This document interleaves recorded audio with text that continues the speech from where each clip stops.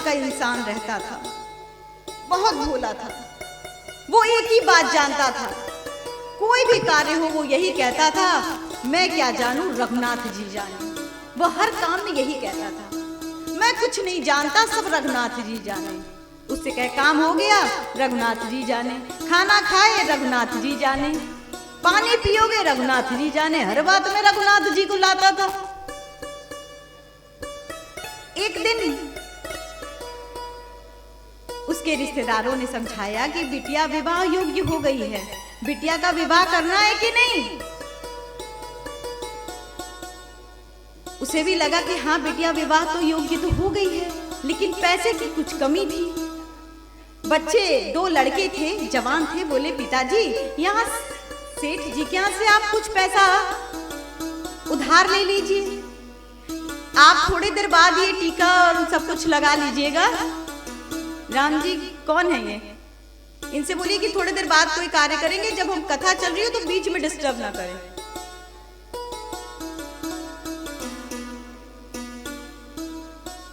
आप सेठ जी से कुछ पैसे उधार ले लीजिए और जब हम लोग कमा लेंगे पिताजी तो चुकता कर देंगे, बहन का विवाह भी हो जाएगा।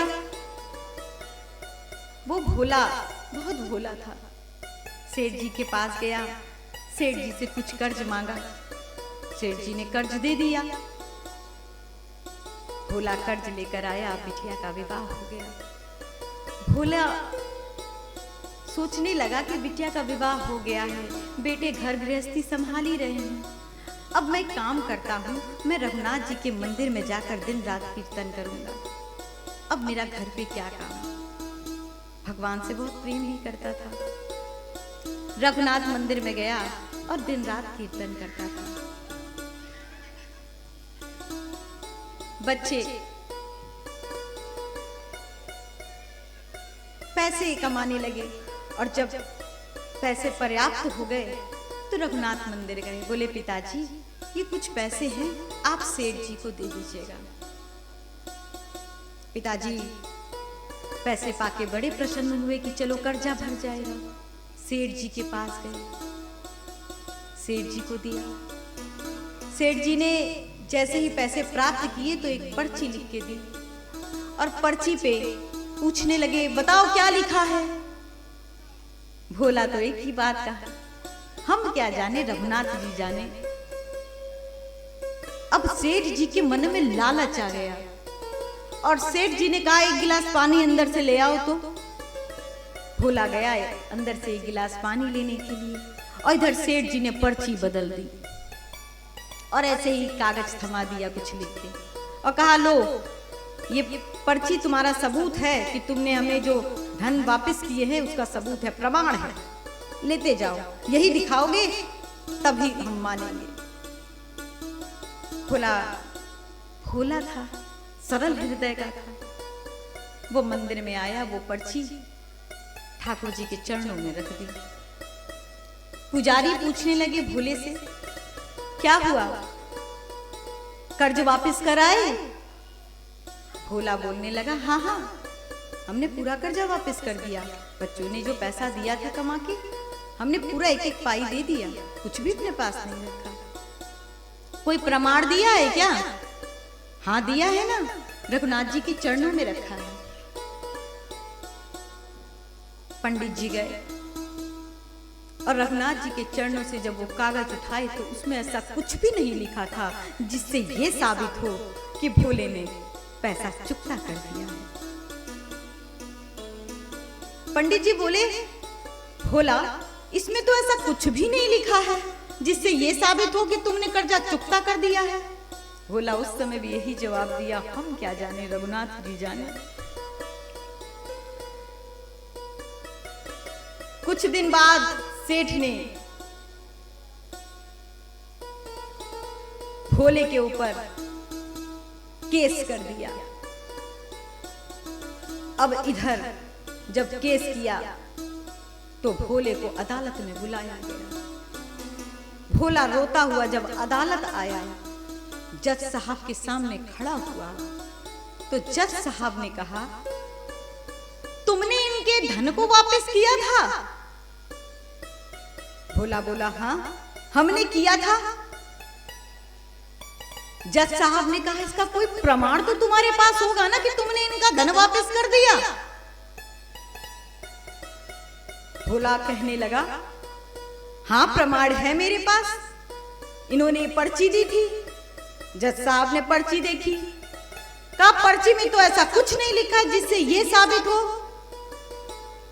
कि तुमने धन दिया था, इनका वापस किया था। भोला बोला हमने दिया था, हम झूठ नहीं बोल रहे हैं। जज साहब ने कहा कोई और गवाह है इसका? भोला फिर वही बात बोला, हम क्या जाने, रघुनाथ जी जाने, वहां रघुनाथ जी थे। जज साहब को लगा रघुनाथ कोई आदमी है। जज साहब ने अपने पैसे के खर्चे से रघुनाथ नाम का सम्मन जारी कर दिया। चपरासी लेके गया, अब सबसे पूछ रहा है यहाँ रघुनाथ कौन है, इस गांव में रघुनाथ कौन है। अब रघुनाथ कोई नाम का था ही नहीं उस गांव में। सब कहे नहीं रघुनाथ यहाँ कोई नहीं रहता। चपरासी बड़ा परेशान, जज साहब ने तो यही बताया था। एक आदमी से पूछने लगा अरे कहीं रघुनाथ नाम के आदमी को जानते हो? उसने कहा रघुनाथ नाम का आदमी तो इस गांव में नहीं रहता, हाँ रघुनाथ जी का मंदिर जरूर है। वो मंदिर पे गया, बाहर पुजारी बैठे थे। पुजारी से बोला ये रघुनाथ का है। पुजारी जी चपरासी को देखे, पूछे क्या है, क्या उसके नाम से सम्मन आया है। पुजारी जी समझ गए कि भोला का है। पुजारी जी की आंखों में आंसू आ गए। पुजारी जी ने वो सम्मन अपने हाथ में ले लिया और रोते हुए ठाकुर जी के पास गए। बोले वाह रे ठाकुर, आपके नाम से 56 भोग आते थे, आपके नाम से जेवर आते थे, आज तक मैंने देखा। आपके नाम से कितनी सुंदर सुंदर उपहारें आती थी, मैंने देखा, लेकिन ये पहला ऐसा उपहार मैंने देखा सम्मन नाम का, जो आपके नाम से आया है। आपका भक्त भोला बड़ी मुसीबत में है, अगर आप नहीं जाएंगे तो वो बहुत बुरी तरह फंस जाएगा। हे ठाकुर जी, अब आपको जाना होगा। पुजारी सुबह उठा, ठाकुर जी को स्नान कराया, वस्त्र पहनाए और भी कई वस्त्र सामने रख दिए कि जो इच्छा करे वो पहन लेना। प्रसाद भोग लगाया और ठाकुर जी से कहने लगा पुजारी, हे ठाकुर जी, हे रघुनाथ जी, आपके अलावा उस भक्त का कोई नहीं है, आप जरूर जाना। इधर जज साहब भोला से पूछने लगे तुम्हारा भक्त आया, तुम्हारा रघुनाथ आया? भोला बोलने लगा रघुनाथ को आने की क्या जरूरत, वो तो हर जगह है। अच्छा हर जगह क्या है? बुलाओ रघुनाथ को। कह रघुनाथ तो हाजिर हैं। जज साहब ने कहा रघुनाथ नाम की हाजिरी लगाओ। चपरासी ने कहा रघुनाथ हाजिर हो, रघुनाथ हाजिर हो, रघुनाथ हाजिर हो। ऐसे 3 नारे जो लगाए हैं। लटपटी सी चाल एक वृद्ध की झुकी सी दे, दुपटी फटी सी शीश बांधे धरदाए हैं। हाथ माही चढ़ी पड़ी तुलसी ही ये माल, माथे पर रोरी चारू चंदन चढ़ाए हैं। साहब के सामने विनीत चपरासी साथ, आज रघुनाथ जी गवाही बन आए हैं। आज हमारे श्री रघुनाथ जी गवाह बन के सामने खड़े हो गए। बूढ़े से लाठी लिए, कमर झुकाए, माथे पर रोरी का टीका लगाए, हाथ में तुलसी माला लिए। जज साहब ने देखा तो पूछने लगे तुम ही रघुनाथ हो? रघुनाथ जी बोले हाँ। तो बताओ क्या तुमने देखा था कि सेठ को कर्ज वापस कर दिया था भोले ने? हाँ। इसका प्रमाण क्या है? तुम कुछ दे सकते हो? हाँ दे सकता हूं। क्या प्रमाण है? इस सेठ ने वो पर्ची बदल दी है। अब जज साहब को लगा पर्ची बदल दी है। कहा अच्छा तो असली पर्ची कहाँ है? कि सेठ ने छुपाई है, इसके घर के सामने एक घर है, वहां पर 3 अलमारी रखी है। उस अलमारी में जो दूसरी वाली अलमारी है, उसके चौथे खाने में पेपर के नीचे वो पर्ची रखी है। अब जज साहब को लगा ऐसा मामला तो पहली बार आया, इतना इतना पक्का सबूत दे रहा है। जज साहब को लगा ये ऐसे ही कह रहा है, भेजे चपरासी को। गया चपरासी, और जब छानबीन हुई तो पर्ची निकल पड़ी, और जब पर्ची निकली तो सेठ को सजा हो गई। इधर जज साहब अकेले में बैठकर सोच रहे थे कि ऐसा पहला केस आया जिसमें इतना पक्का सबूत इस तरीके से दिया गया, नहीं तो कितनी छानबीन खोज होती थी।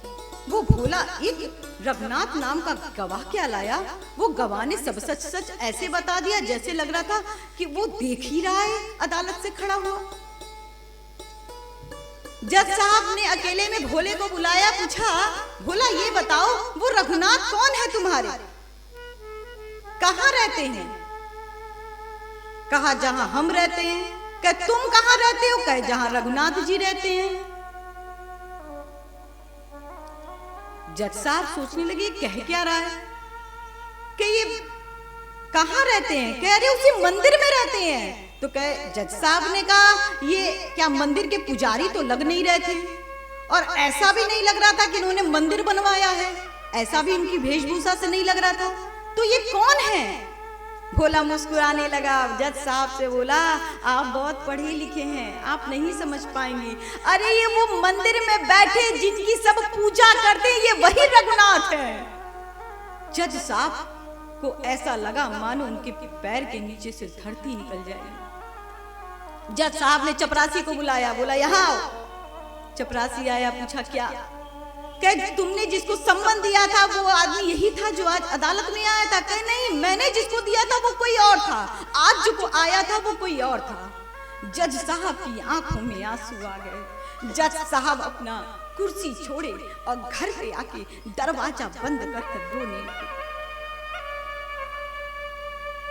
जज साहब जब रोने लगे तो उनकी पत्नी की कानों में ये आवाज गई। उनकी पत्नी जब जज साहब के सामने आई, पूछी क्या हुआ, आप क्यों रो रहे हैं? तो जज साहब रो के कहने लगे, शिव नारद शारद शेष महेश दिनेश के ध्यान जो आते रहे। शिव नारद शारद शेष महेश दिनेश के ध्यान जो आते रहे। सोई इस अदालत में सन्मुख केवटा के गवाह का हाथ रहे। जज साहब कहने लगे अपनी पत्नी से, अरे वो जो महेश दिनेश ब्रह्मा जी शिव जी नारद जी वेद किसी के ध्यान करने पर भी ध्यान में नहीं आते, आज वो मेरी अदालत में आए थे। तो ये तो अच्छी बात है ना, आपकी अदालत में आए थे तो आप रो क्यों रहे हैं? अरे वो केवट के गवाह बन के मेरे सामने खड़े थे। जज साहब की पत्नी कहने लगी, तो इसमें रोने वाली कौन सी बात है? आपको तो खुशी होना चाहिए कि आपने ठाकुर जी को देखा। जज साहब की आंखों में आंसू आ गए। जज साहब कहने लगे, वो आए इस बात का मुझे दुख नहीं था, वो चले गए इस बात का मुझे दुख नहीं है।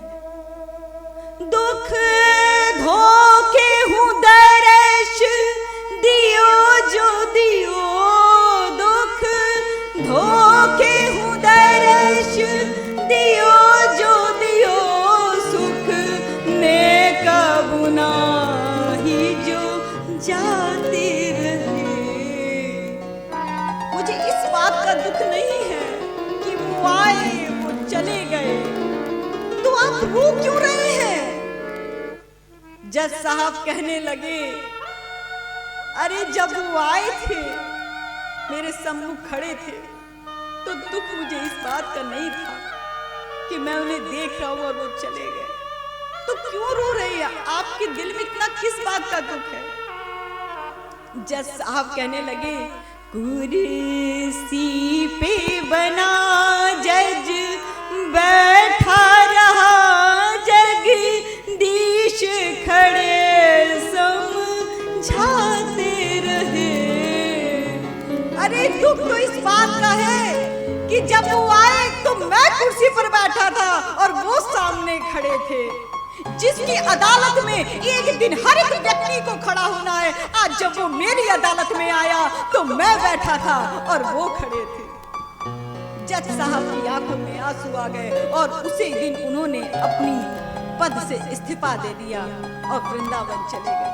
और ठाकुर जी के सामने कभी भी बैठते नहीं थे, अक्सर खड़े रहते थे। इसीलिए उन्हें खड़े जज साहब लोग कहते थे। मंदिरों में जाते थे तो मंदिर में जितने भी भक्त निकलते थे, उनकी जो चरण धूली रहती थी उसमें लोट लोट कर अपने आप को पवित्र बनाते थे कि मैं इतना पापी हूं। भगवान को देखकर भगवान से प्रेम हो जाना अलग बात है, लेकिन भगवान के प्रति अपना सब कुछ त्याग देना और भगवान का हो जाना ये अलग बात होती है। माता कौशल्या ने दशरथ जी ने सब कुछ त्याग दिया था, तपस्या की थी, तब ठाकुर जी को पाया था, ऐसे नहीं पाया था। ठाकुर जी ऐसे किसी को मिलते भी नहीं है। प्रेम की बहुत बड़ी परीक्षा देनी होती है, तब ठाकुर जी मिलते हैं। आज हम सब ने ठाकुर जी का जन्म उत्सव मनाया।